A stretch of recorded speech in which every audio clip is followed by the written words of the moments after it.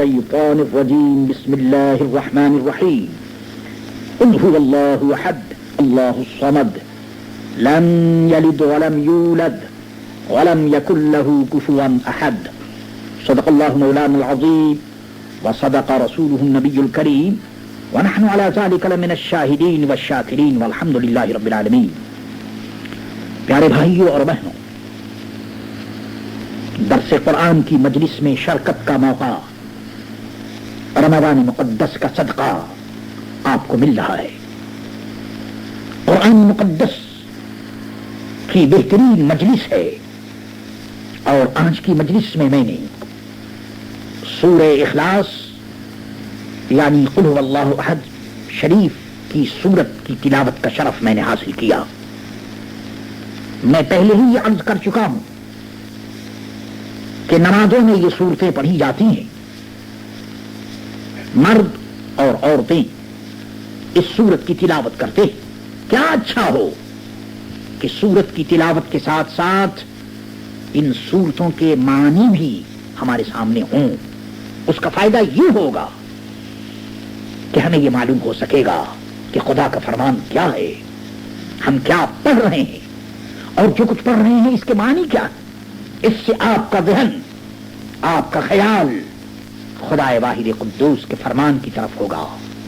شیطان سے آپ دور ہوں گے اور جو کچھ آپ پڑھیں گے اس کی برکتیں، رحمتیں، نعمتیں آپ پر نازل ہوں گی اور آپ کا سینہ قرآن کے انوار سے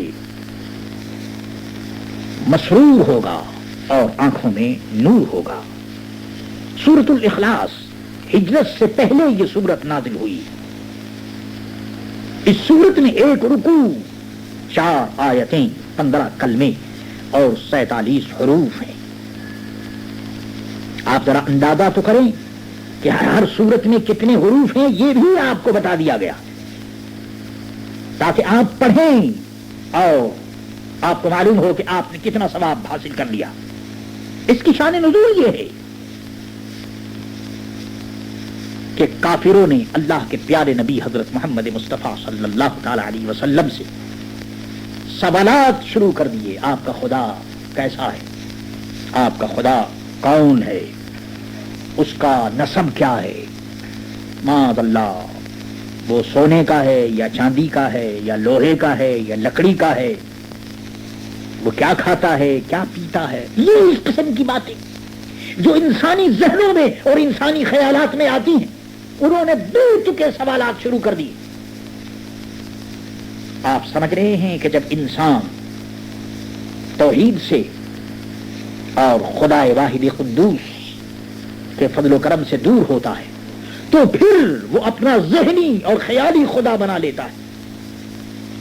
کوئی چاندی کو خدا کہتا ہے، کوئی پتھر کو، کوئی سورج کو، کوئی چاند کو، کوئی درخت کو، کوئی سمندر کی موجوں کو. جو کچھ ان کے دماغ میں آتا ہے وہ اپنے خدا کے متعلق یہ تصور اور یہ خیال قائم کر لیتے ہیں. چنانچہ کفار مکہ اور قریش مکہ نے بھی حضرت محمد مصطفیٰ صلی اللہ تعالی علیہ وسلم سے یہی سوالات کیے. پیارے نبی حضرت محمد مصطفیٰ صلی اللہ تعالی علیہ وسلم نے ان کے سوالات کے جواب میں ایک بے مثال سورت تلاوت کی، اور یہ سورۃ الاخلاص جس میں اللہ کی وحدانیت اور اللہ کی بے نیازی کا ذکر کیا گیا ہے اور بتایا گیا ہے کہ ہمارا خدا کون ہے، کیا ہے، اس کی شان کیا ہے. آئیے سورۃ الاخلاص کا ترجمہ میں آپ کی خدمت میں پیش کروں. پوری توجہ سے سنیے. قل، اے محبوب فرما دیجیے، هو اللہ احد، وہ اللہ ہے اور ایک ہے. اللہ الصمد، اللہ بے نیاز ہے، اس کو کسی کی ضرورت نہیں، بے نیاز ہے. ساری کائنات اس کی محتاج ہے، ساری کائنات کو رب کی ضرورت ہے لیکن رب کو کسی کی ضرورت نہیں.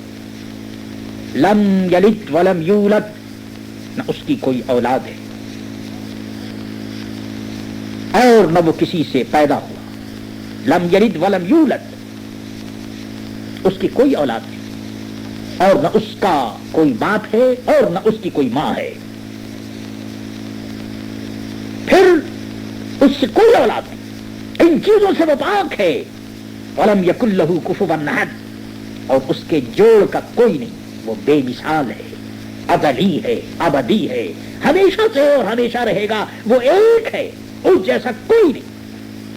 آپ دیکھ رہے ہیں کہ اس مختصر سی صورت میں خدا واحد قدوس کی شان اور صفات کو اس انداز سے بیان کیا گیا ہے کہ آپ اسے پڑھتے چلیے، اس کی تلاوت کا نور آپ کی آنکھوں میں ہوگا اور تلاوت کا سرور آپ کے دل میں ہوگا۔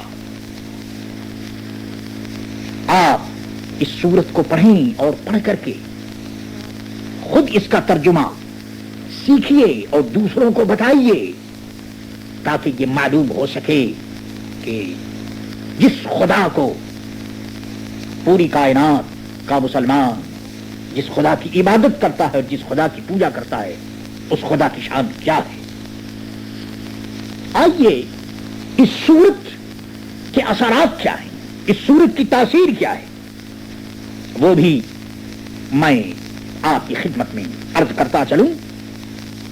جبریل امین علیہ الصلاۃ والتسلیم نے غزوہ تبوک کے موقع پر حاضر ہو کر عرض کیا، تبوک جہاں جنگ ہوئی ہے، لڑائی ہوئی ہے، جہاں اللہ کے پیارے نبی حضرت محمد مصطفیٰ صلی اللہ تعالی علیہ وسلم اپنے غلاموں کو لے کر جلوہ فرما ہوئے، جبریل امین نے عرض کیا، یا رسول اللہ، معاویہ ابن مزنی کا مدینے میں انتقال ہو گیا ہے، کیا آپ چاہتے ہیں کہ زمین میں سمیٹ دوں تاکہ آپ نماز جنازہ پڑھ سکیں اور جنازہ آپ کے سامنے آ جائے؟ آپ نے ارشاد فرمایا، ہاں زمین کو سمیٹ دو۔ جبریل امین نے زمین پر اپنا بازو مارا، وہ سمٹ گئی اور سمٹ کر اللہ کے آخری رسول حضرت محمد مصطفیٰ صلی اللہ تعالی علیہ وسلم کے سامنے آ گئی۔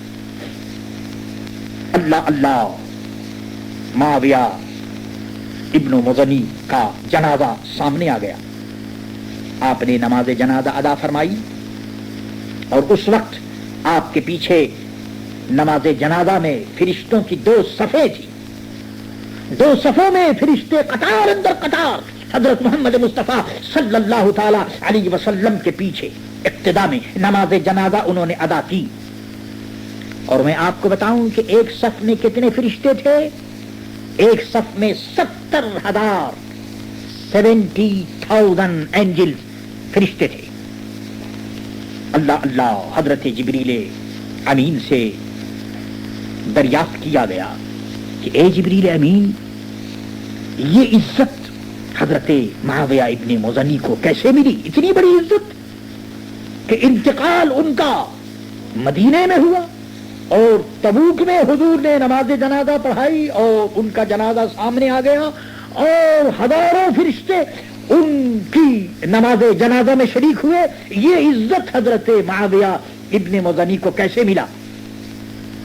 انہوں نے فرمایا کہ وجہ یہ ہے کہ اس صحابی کو اور حضرت معاویہ ابن مزنی کو قل هو اللہ احد سے محبت تھی، وہ آتے جاتے اٹھتے بیٹھتے ہر حال میں قل هو اللہ احد شریف پڑھا کرتے تھے۔ مسلمانوں تمہیں مصدع ہو، خواتین تمہیں مبارک ہو، بچوں تمہیں خوشخبری ہو کہ یہ سورت مختصر ہے، چھوٹی ہے، گھر کا بچہ بچہ، گھر کی بچیاں لڑکیاں اسے یاد کر سکتی۔ اب یہ موقع تمہارے لیے ہے، تم چلتے پھرتے اٹھتے بیٹھتے گھر میں بیٹھی ہو تو پڑھ سکتی ہو، اگر تمہیں کہیں جانے کا موقع ہو تو وہاں پڑھ سکتی ہو، فرصت کے لمحات میں اور مصروفیت کے وقت میں بھی زبان چل رہی ہو اور سورۃ الاخلاص کی تلاوت کا شرف تمہیں مل رہا ہو، جانتے ہو اس کا نتیجہ کیا ہوگا؟ وہ ابھی آپ نے پوری روایت سن لی۔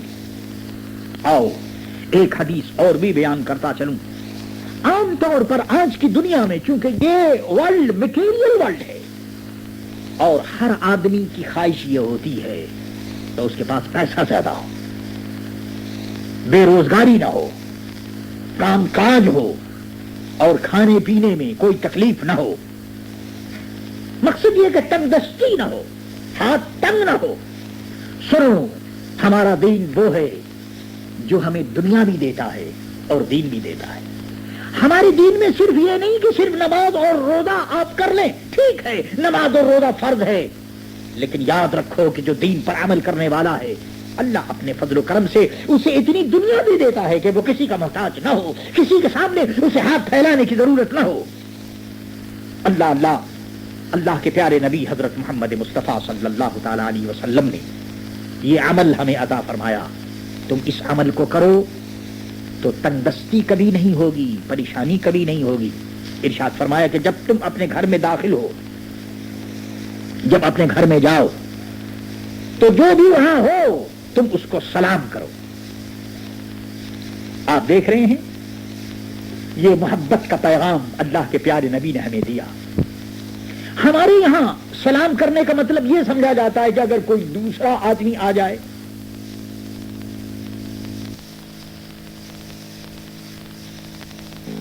یا ہم کہیں دوسرے شخص کے پاس جائیں تو سلام کریں، لیکن گھر میں داخل ہوتے ہوئے سلام کرنا. میرے دوستو، سلام ہو اللہ کے آخری رسول حضرت محمد مصطفیٰ صلی اللہ تعالی علیہ وسلم پر کہ انہوں نے ہمیں یہ عمل بتایا کہ تم جب گھر میں جاؤ تو وہاں پر جو ہو اس کو سلام کرو، اور اگر کوئی نہ ہو تو دل میں میرا تصور کرو اور مجھے سلام کر لو. اللہ، یہ پیارے نبی کا صدقہ ہے، یہ کرم ہے کہ جس گھر میں کوئی نہ ہو وہاں اللہ کے نبی حضرت محمد مصطفیٰ صلی اللہ تعالی علیہ وسلم کا جلوہ ہوتا ہے. ارشاد فرمایا کہ اگر کوئی نہ ہو تو تم میرا تصور کر لو. یعنی ملت اسلامیہ کو ایک ہی وقت میں دو نعمتیں مل رہی ہیں، وہ اپنے بچوں کو، اپنی بیوی اور گھر والوں کو سلام کرے، اور اگر کوئی نہ ہو تو سرکار دو عالم صلی اللہ تعالی علیہ وسلم کا خیال کر کے السلام علیکم کہہ لے. اور فرمایا کہ ایک مرتبہ قل هو اللہ احد پڑھ لو پوری سورت. چنانچہ جس صحابی کو پیارے نبی صلی اللہ تعالی علیہ وسلم نے یہ عمل بتایا، انہوں نے اس پر عمل کیا. عمل کا کرنا تھا کہ تنگدستی دور ہو گئی، پریشانی دور ہو گئی، اور رزق اللہ نے اتنا انہیں دیا کہ وہ اپنے پڑوسیوں کو دینے لگے، صدقہ و خیرات کرنے لگے. آؤ، دین اور دنیا کی ساری نعمتیں تمہیں میسر ہیں.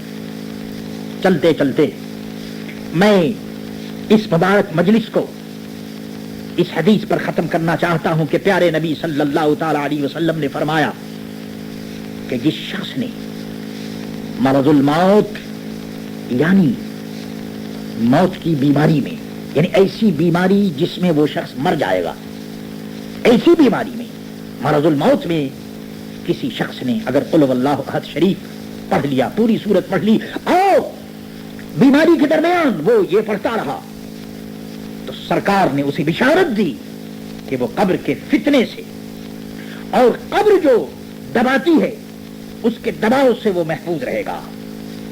قیامت کے دن فرشتے اپنے ہاتھوں میں اس کو لے کر پل صراط سے گزار کر جنت میں لے جائیں گے. مسلمانوں، مزدہ ہو، مبارک ہو، خوشخبری ہو کہ قل هو اللہ احد شریف میں تمہیں کیا کیا نعمت مل رہی ہے. ایمان پر تمہارا خاتمہ ہوگا، قبر کے فتنے سے اور قبر کے دباؤ سے، پریشر سے تم محفوظ رہو گے، اور قیامت کے دن جنت الفردوس اللہ اور اس کے رسول کے فضل و کرم سے تمہارا مقدر ہوگا. اے رب کریم، ملت اسلامیہ کے فرزندوں کو، بیٹیوں کو اس کی توفیق عطا فرما کہ آج کی اس مبارک مجلس میں جو کچھ عرض کیا گیا ہے اس پر وہ عمل کریں. وما علینا الا البلاغ المبین. السلام علیکم.